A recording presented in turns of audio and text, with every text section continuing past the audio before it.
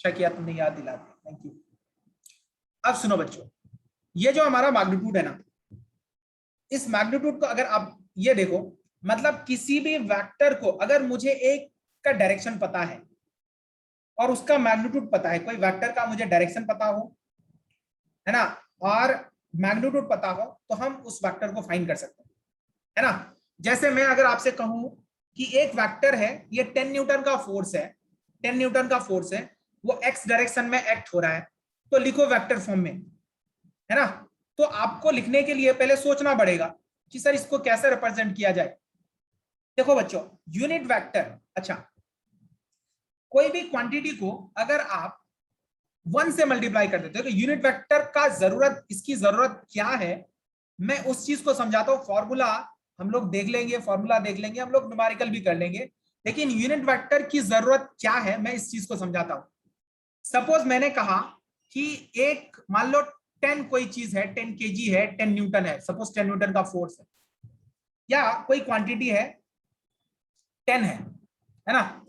इसको अगर मैं 1 से मल्टीप्लाई कर दूं तो कितना रह जाएगा, क्या रह जाएगा, 10 ही रहेगा। आवाज आ रही है ना मेरी, बोलना पड़ेगा। हाँ हाँ सर। सर। 10 ही रहेगा, राइट। अब सुनो, अगर मैं कहूं कि उसी क्वांटिटी को मैं एक यूनिट वेक्टर से मल्टीप्लाई कर देता हूं तो क्या होगा, देन व्हाट विल हैपन। अब सोचो यूनिट डायरेक्शन। वेक्टर, हाँ वेरी गुड। एक बात मुझे बताओ सर, यूनिट वेक्टर जो है, यूनिट वेक्टर के पास क्या क्या चीजें हैं।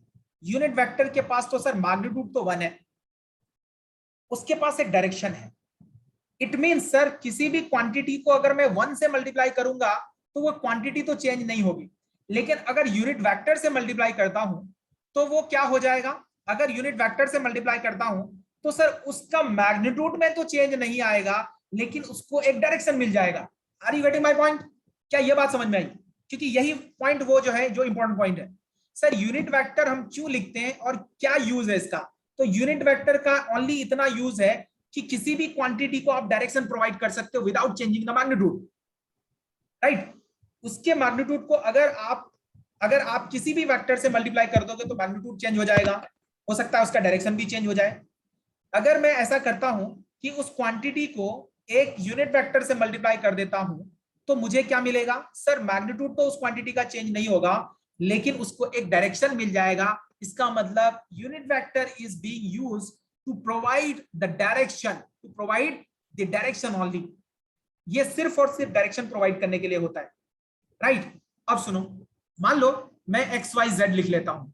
अब आगे देखो, आगे की कहानी देखो, सारी चीजें मैं पहले बता देता हूं, उसके बाद फिर हम लोग क्वेश्चन लेंगे। इसमें पहले चीजें समझ में आनी चाहिए बच्चों कि हम ऐसा कर रहे हैं तो क्यों कर रहे हैं, यूनिट वेक्टर पढ़ रहे हैं तो क्यों पढ़ रहे हैं, वेक्टर पढ़ रहे हैं तो क्यों पढ़ रहे हैं। मान लो हमारे पास एक्स वाई जेड 3 डायरेक्शन है ना, एक्स वाई जेड है ना, ये एक्स है, ये वाई है और Z. This is X, this is Y and this is Z. अब सुनो, जो एक्स डायरेक्शन है ना, एक्स एक्स एक्सिस के डायरेक्शन में, उसको जो हम लोग यूनिट वेक्टर लेते हैं, उधर यूनिट वेक्टर लेते हैं कितना, आई कैप।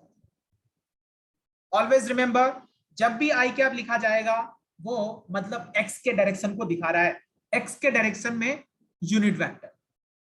अच्छा वाई डायरेक्शन में क्या लेते हैं, जे कैप लेते हैं, और जेड डायरेक्शन में क्या लेते हैं, के कैप। जैसे मैंने आपको बताया कैप से क्या डिनोट करते हैं, यूनिट वेक्टर। अभी आई डायरेक्शन में unit vector, sorry x direction में यूनिट वेक्टर कितना है, आई कैप, वाई डायरेक्शन में जे कैप और जेड डायरेक्शन में के कैप। अब सुनो, अगर मैं आपसे एक क्वेश्चन पूछता कि एक 10 न्यूटन का फोर्स है, एक 10 न्यूटन का फोर्स है, इस रिलेशन को देखो और मेरे क्वेश्चन को समझो। कह रहा है कि 10 न्यूटन का फोर्स है, वो एक्स डायरेक्शन में एक्ट हो रहा है, बताओ वो फोर्स वेक्टर फॉर्म में कितना होगा, है ना। ये हाँ सुनो, 10 न्यूटन का फोर्स है ना, और वो लग रहा है 10 न्यूटन का फोर्स।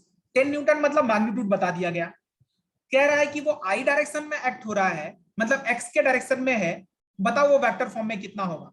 तो सर इसका मतलब मुझे मैग्नीट्यूड तो पता है, तो मुझे एक ऐसी क्वांटिटी चाहिए जो इसको डायरेक्शन दे दे सिर्फ, और कुछ चेंज ना करे। तो डायरेक्शन एक्स डायरेक्शन में अभी अभी हमने पढ़ा कि एक्स के डायरेक्शन में यूनिट वेक्टर कितना होता है, आई कैप होता है। तो ये वेक्टर कितना हो जाएगा, 10 आई कैप हो जाएगा। क्या इतनी बात समझ में आई? सपोज मैं आपसे कहता कि 20 मीटर पर सेकंड से एक पार्टिकल चल रहा है, वो z डायरेक्शन में चल रहा है, बताओ वेक्टर क्वांटिटी क्या होगी, वेलोसिटी वेक्टर क्या होगी, है ना। कह रहा है कि एक 20 मीटर पर सेकंड से एक पार्टिकल चल रहा है ना, और वो किधर चल रहा है, z डायरेक्शन में, बताओ वेलोसिटी वेक्टर क्या होगी। तो आप क्या लिखोगे, 20 मैग्नीट्यूड है, उसको एक डायरेक्शन से मल्टीप्लाई कर दिया, है ना, 20 के कैप। इसका मतलब सर यूनिट वेक्टर से अगर किसी भी क्वांटिटी को मल्टीप्लाई कर देते हो तो उसका मैग्नीट्यूड तो चेंज नहीं होता, उसका सिर्फ उसको डायरेक्शन मिल जाता है, डायरेक्शन मिल जाता है, राइट। तो इतनी बात समझ में आई। अब चलिए सर ये मैग्नीट्यूड कैसे फाइंड करते हैं, इस मैग्नीट्यूड को हम लोग फाइंड करते हैं, उसके बाद यूनिट वेक्टर फाइंड करने की कोशिश करते हैं। यहां से न्यूमेरिकल का सिलसिला हमारा स्टार्ट होगा। उसके बाद मैं आपको एक चीज बताऊंगा कि एंगल बिटवीन टू वेक्टर्स कैसे लेते हैं। उसके बाद फिर शिफ्टिंग ऑफ वेक्टर, दो प्रॉपर्टीज है जो हमें देखना है। तो सबसे पहला एक क्वेश्चन में पहले आपको मैग्नीट्यूड बताता हूं।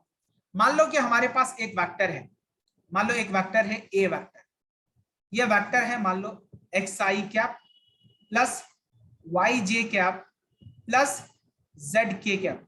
मतलब एक वेक्टर एक्स यूनिट आई के डायरेक्शन में है, वाई यूनिट जे के डायरेक्शन में है, जेड यूनिट के डायरेक्शन में। आप इसको ए एक्स भी ले सकते हो या एक्स ले सकते हो। इसका मैग्नीट्यूड हमें फाइंड करना है सर, तो इसके मैग्नीट्यूड हम कैसे लिखते हैं, मैग्नीट्यूड, यहां पे मैं लिख लेता हूं magnitude.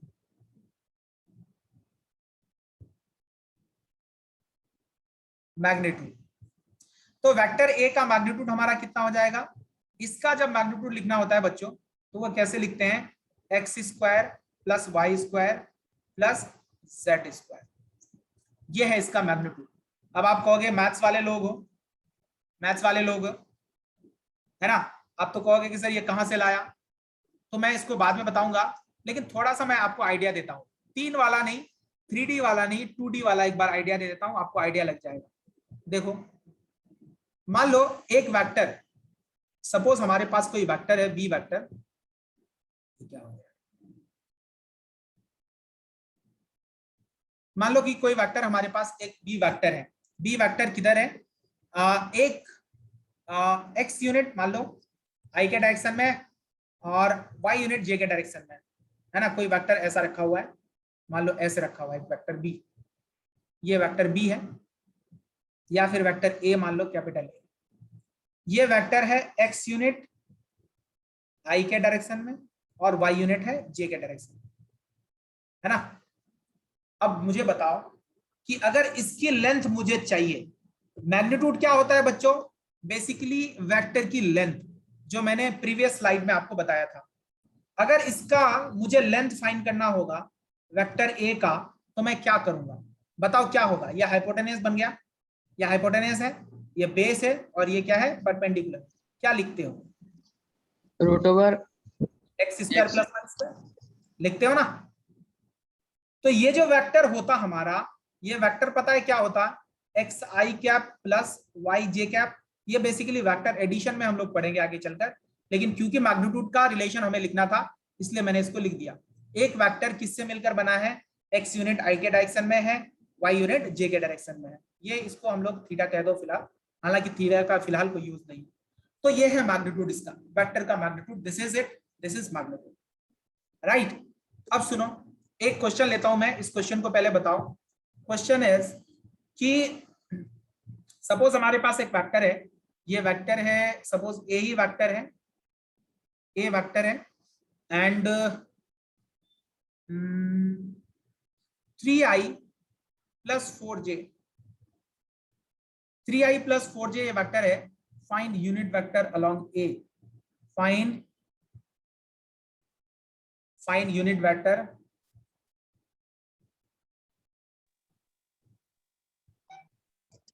along vector A, vector A के डायरेक्शन में 5 वेक्टर आपको फाइंड करना है, 5 यूनिट होगा। वेक्टर फाइंड करना है। वेक्टर वो तो मैग्नीट्यूड लिख रहे हो आप, मुझे वेक्टर बताओ।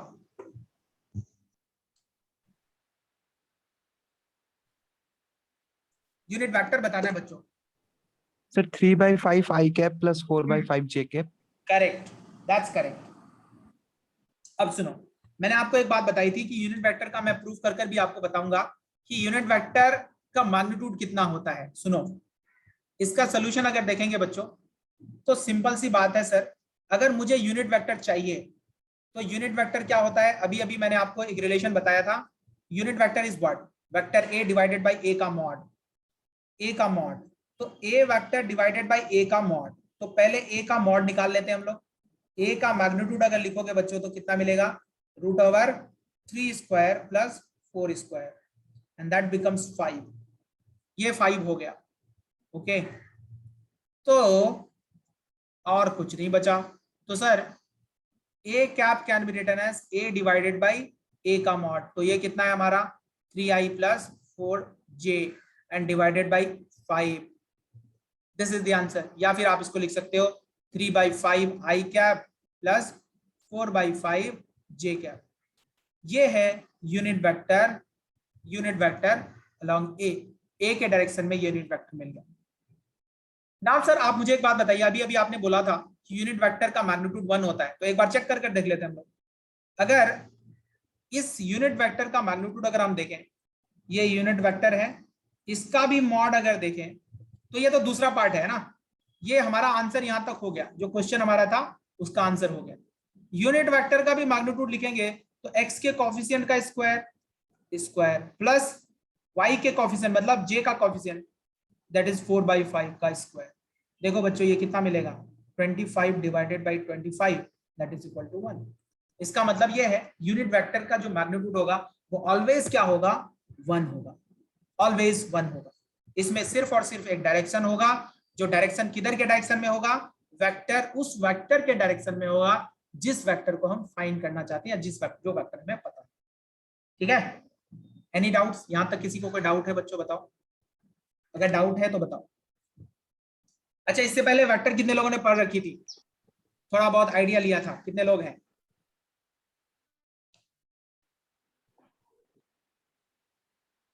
पढ़ा किसी ने? बस ऐसे ही मैं जानना चाह रहा हूं। दयाल ने पढ़ा है और थोड़ा सा, अच्छा थोड़ा सा पढ़ा है, कोई बात नहीं। देखो वेक्टर हमारे लिए इतना ज्यादा इंपॉर्टेंट है, इतना ज्यादा, विदाउट वेक्टर तो आप फिजिक्स सीख ही नहीं सकते, फिजिक्स का ए भी नहीं सीख सकते विदाउट वेक्टर, राइट? तो वेक्टर हमारे लिए काफी ज्यादा इंपॉर्टेंट है। और वेक्टर में ही बच्चे क्या कहते हैं, वेक्टर को बहुत ही लाइटली ले लेते हैं कभी कभी, और आगे चलकर प्रॉब्लम आने लगती है। चलो जकरिया और दया, चलो कोई बात नहीं बच्चों, तो आज के लिए इतना काफी है। आज तो बहुत ही सिंपल सी चीजें थी, और नेक्स्ट क्लास में 2 चीजें हैं अभी, जो एंगल बिटवीन 2 वेक्टर्स है और shifting of vector, basically property है शिफ्टिंग का, एक शिफ्टिंग प्रॉपर्टी बताऊंगा। अभी हमें यूनिट वेक्टर पे और भी क्वेश्चंस करने हैं बेसिकली, अभी कुछ और भी अच्छे क्वेश्चंस भी करेंगे यूनिट वेक्टर पे हम लोग, और फिर नेक्स्ट क्लास में इससे आगे मैं कंटिन्यू करूंगा। होप चीजें यहां तक आपको क्लियर है, ऑल क्लियर नहीं है, क्लियर ही रखना, राइट? ओके देन बच्चों, मैं स्टॉप कर देता हूं यहां पे। Thank you, take care, bye. Should I stop here? Yes sir. Okay, thank you.